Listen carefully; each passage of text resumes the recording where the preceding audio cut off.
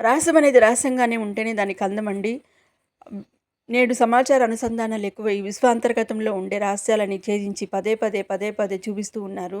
ఇది ఇలాంటిది సమాజంలో ఉండే సాధారణ గృహస్థులకి యువత మీద ఎలాంటి దుష్ప్రభావం పడుతుందని చూడకుండా వాళ్ళ వ్యూస్ కోసం, కొత్తదనం కోసము, తర్వాత యూట్యూబర్ క్రియేటర్స్ కూడా ఎక్కువ ఆకర్షించడానికి, జనాలను ఆకర్షించడానికి ఇలాంటివన్నీ చేస్తూ ఉంటారు. అఫ్‌కోర్స్ సమాజంలో అసంఘటిత చర్యలని జరగవచ్చు.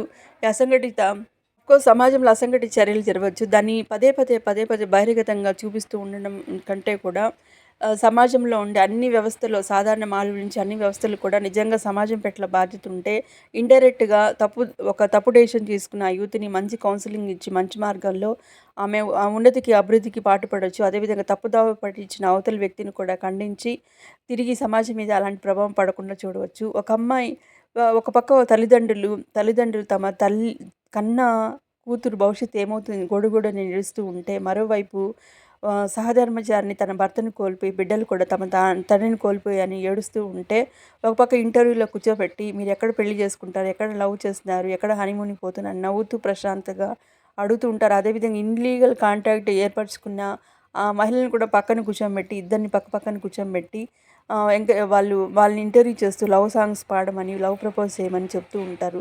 ఇది నిజంగా ఎంతవరకు న్యాయమండి? ఆ ప్లేసెస్‌లో ఎలా మనము ప్రశాంతంగా కూర్చొని నవ్వుతూ అలా చేస్తూ ఉంటాము.